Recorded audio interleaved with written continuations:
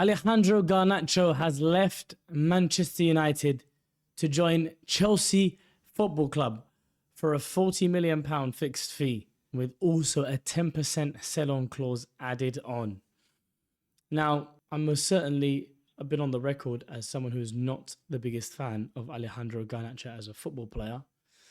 Having said that, his value was at a certain level, and I thought Manchester United would actually get run even more ragged than they eventually did get in this deal here. I genuinely thought United would struggle to get more out of Chelsea, but they got £40 million. All in all, if we're being honest with ourselves, compared to the market value of someone like Garnacho, it's a horrible sale, but it's not the worst fee in the world. I genuinely thought Chelsea would get away with £30 million for Alejandro Garnacho. So in this video, I'm going to be giving you guys my thoughts on that, and also a reflection on day one post-disaster of the Man United being knocked out of the Carabao Cup, and a reflection on some of Amorim's comments, and also the understanding that we have from the ownership and their stance regarding this coach. First and foremost, make sure you like, share, comment, subscribe to the channel. The Abs Army is growing on all sorts of platforms, so make sure to show love to all the platforms that you see at the bottom of your screen if you enjoy the content you are seeing, for whatever reason, be that a rival fan or a fellow Red. But let's dive straight into this.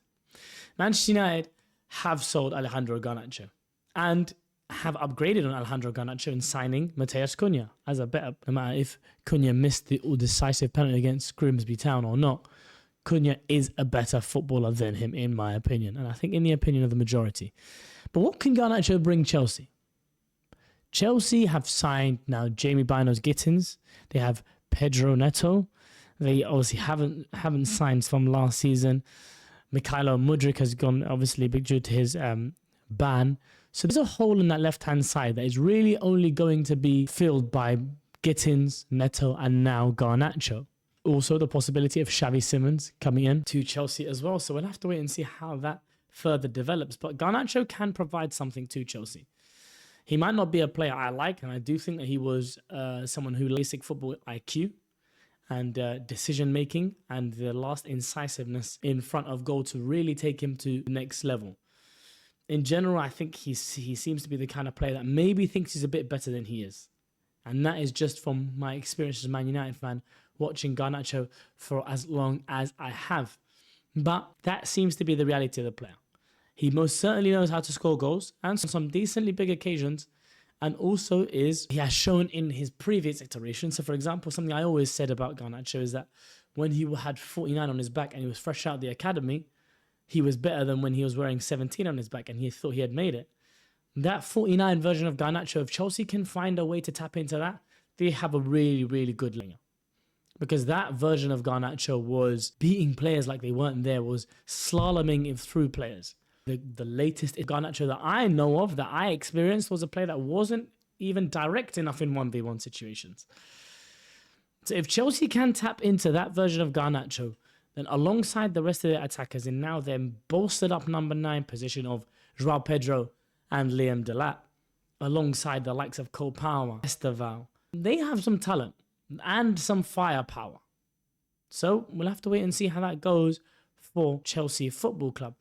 But unfortunately, I can't pivot too far away from the actions that happened just yesterday in the Carabao Cup. Third round exit to League 2, who are in the 4th division of the English pyramid. Beat Manchester United on penalties.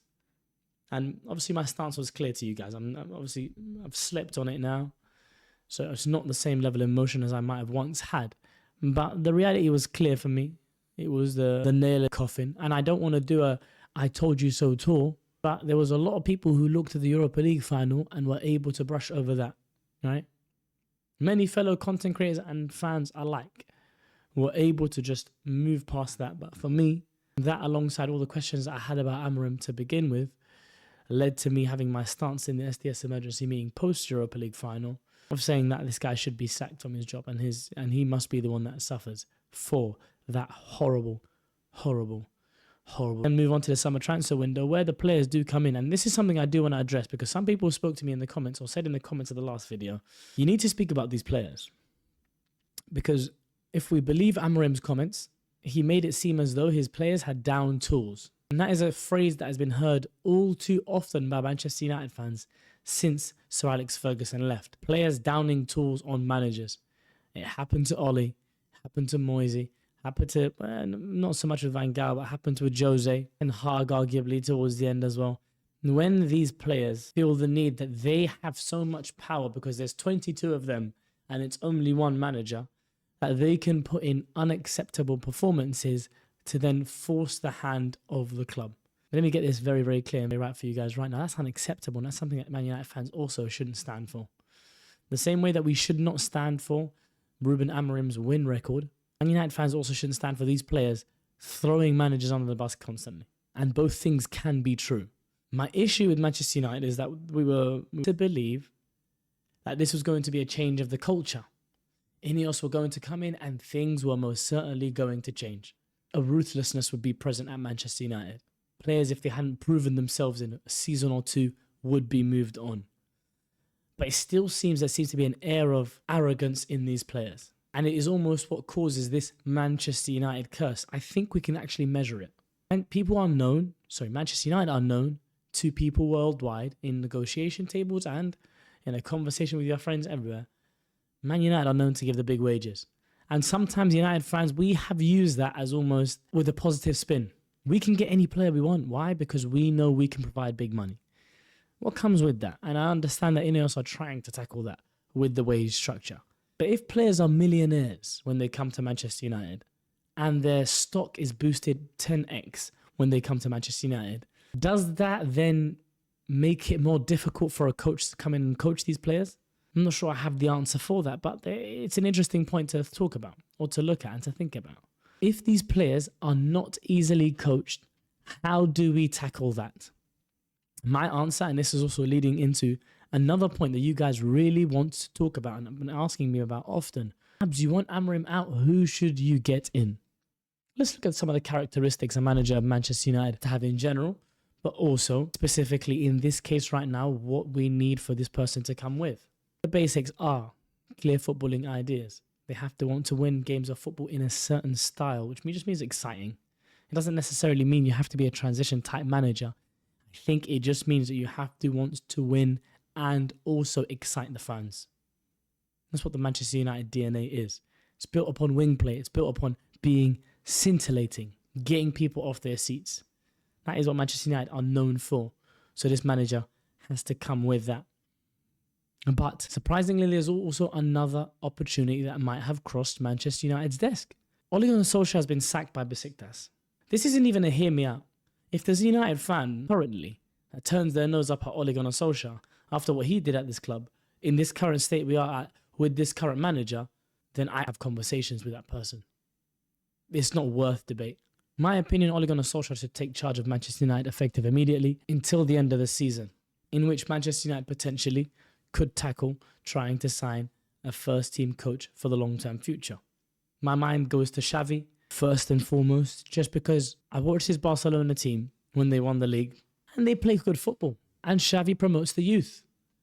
He's the one that gave Yamal and Kurbasi both of their debuts, if I'm not wrong. So he ticks that box, which is another box that Manchester United managers have to tick, and is one that Amorim isn't right now. Promoting the youth is very, very important at this club. Winning football, stylish football.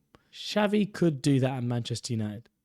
Another requisite that we have to have on a manager, another requirement, is for them to have managed a big club. And why do I say that? Abs, why should they have managed a big club? Because they need to have been able to deal with these levels of egos. Because one thing that Manchester United players have had in abundance ever since Sir Alex Ferguson left, it's an ego, an almost uncontrollable one, a one that allows them to down tools.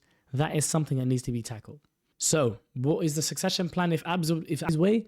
Ole Gunnar Solskjaer will be announced as Manchester United manager tonight, and he will be given the task of getting as high of a Premier League finish as possible with this squad. Now, if any of you guys know how well we did with our front threes in the past, front threes of Rashford, Martial, Greenwood, Bruno, they were able to get a lot of goals and were able to finish in the top 4 in the Premier League for 2 seasons on the bounce. The only manager since Sir Alex Ferguson that was able to do that. I've told you guys before, if me, the guy that backed Ollie all the way to the end, raised red flags after the Europa League final, and you didn't see an issue and you wanted to give him another season, clearly now you've seen enough. Those are my thoughts on Garnacho leaving. What should the succession plan be for Manchester United and what the ownership must do? Because as of right now, from the reports that we're hearing, they are trying to back this manager, which is probably the most concerning thing right now. The Ineos are trying to actually keep this manager in charge. That's probably the biggest red flag and the biggest scary headline that has come out of today. Other than that, thank you guys for watching so far. Let me know what you guys think down in the comments down below. And I'll catch you guys next time on the Abs Biscuits channel. Peace.